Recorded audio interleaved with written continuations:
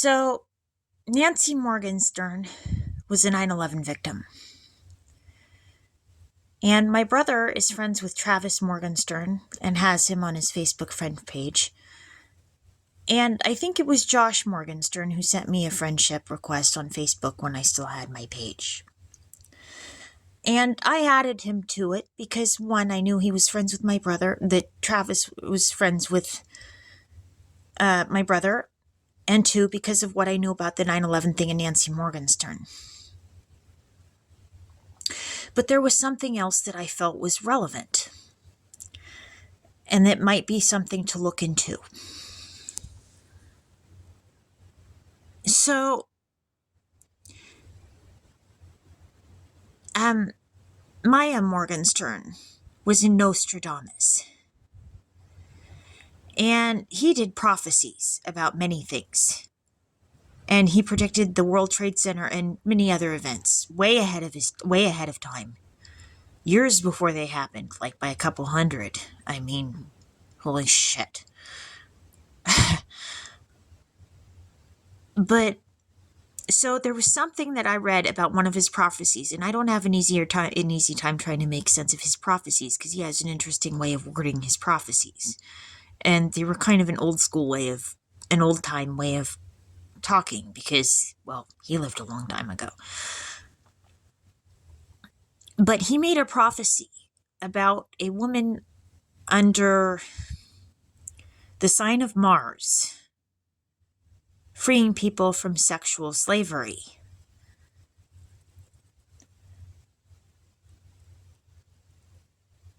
Now, this is another area where it may get dicey. Because I'm wondering if that woman could be me.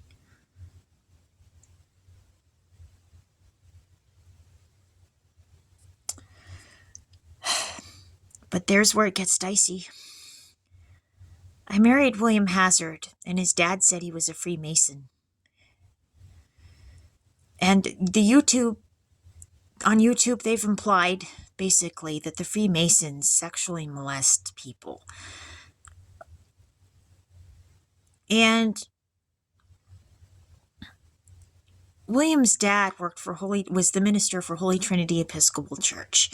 So he worked with the Episcopal Church. And the number 322 with the triangle is right near the church Holy Our Lady. No, excuse me. I'm mixing up Holy Trinity and my brain's tired.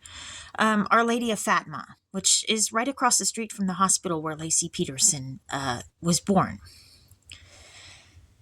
And there are numbers with triangles around that area.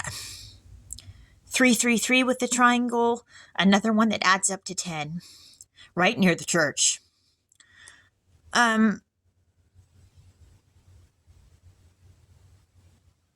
There's a number that adds up to 11 down the street on Sherwood, not right by the church, but down the street, almost near where Briggs Moore is. And so there's a whole bunch of numbers with triangles, and 322 is the number of the address where Children Youth Services address was. And then at the church itself, there's an octagon with 8 sides. And so David Casolaro was investigating an organization called Octopus and stuff going on with that, and he was found dead in his bathtub. And so there's a whole bunch of weird stuff that could be tied together somehow, and it gets strange.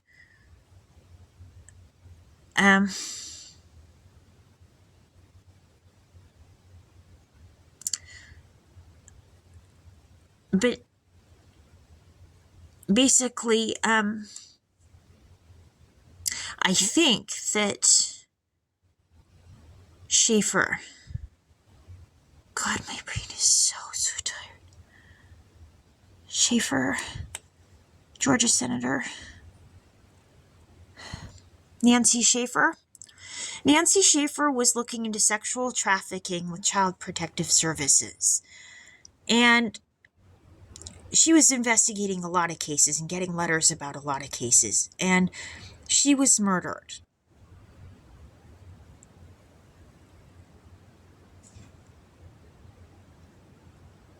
And Rob Ebster, who I was talking to, said he attends Our Lady of Fatima Church, and I ran into him there, and he said he used to attend this school when he was a kid. And so I'm wondering what he knows about this particular thing. But he warned me that, I said, what if I, become like a politician, like a senator or something like that? And, and I said I would go after CPS. And then he said, well, look what happened to Nancy Schaefer.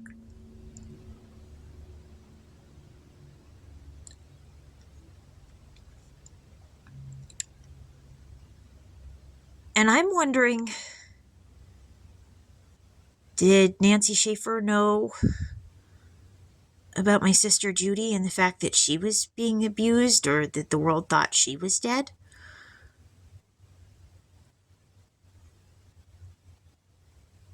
And I just wondered about it. But the number 322 with the triangle is right near, it's like on the bike path.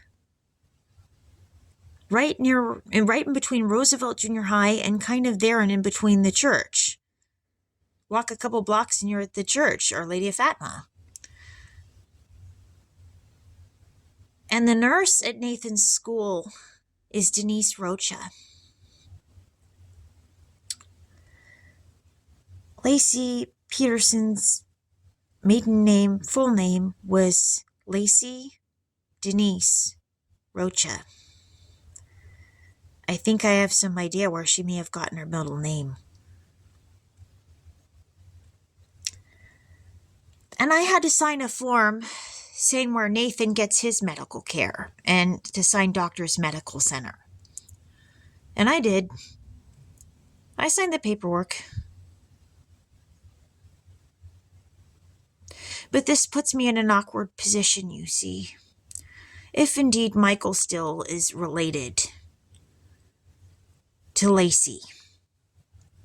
And the school's called CPS on me a couple times.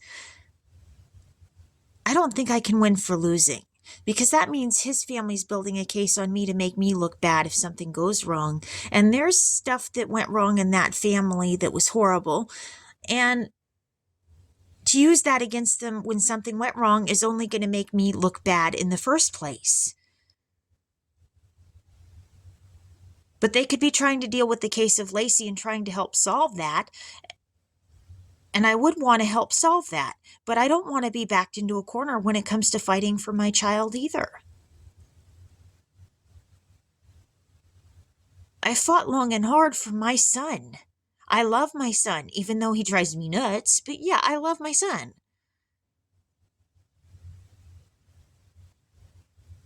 But there's a lot of people where a lot's riding on me too. And I worry so much about whether I'm going to screw this up or not. I care if I screw this up. I do. I care a whole lot whether I screw it up. Because I think a lot of people do depend on me. And I'm worried because it could be that there's people who are the undercover cop that, is working on the case and nothing's what it seems. And there could be the people who are legitimately bad. And which is a matter of question. So yeah, things could be what they seem and they might not be what they seem. And I could have people loving me 1 minute and hating me the next. And it's a roller coaster ride. I've been on a ride the last few years. Well, I was on the ride before I even realized I was on the ride. But anyway, that's what I got to say about it.